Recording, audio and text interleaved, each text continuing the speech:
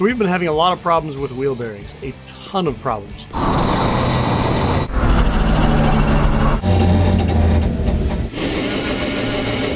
Here you can see our first failed wheel bearing. This one had about 85 hours of racing on it and a lot of heat. You can see the grease is now quite black. The ball bearings are no longer very chrome looking. And in fact, if you look at it really closely, you can see the surface is actually flaking away on it. So now we will pull apart these other wheel bearings and see if they have a similar failure mode or what they look like. You can see some marks on the outside of the race. It wasn't actually a wheel bearing issue. So if we look at this bearing here, you can see that the bearing on the outside has a ton of heat and galling and just marks on it.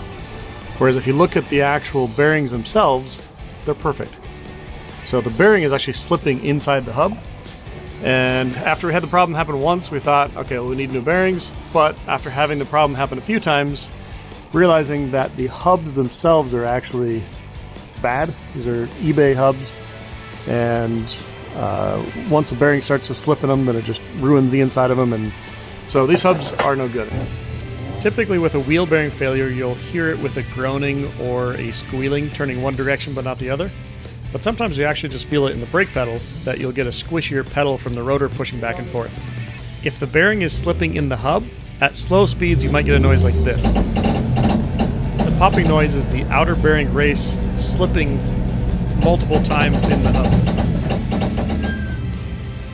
So while the root cause of this is a poor quality hub, you can actually, in a pinch, take a punch and a hammer and just wail on the inside of it, and it'll actually make some ridges that the bearing can hold on to. The other thing you can do is add Loctite 638.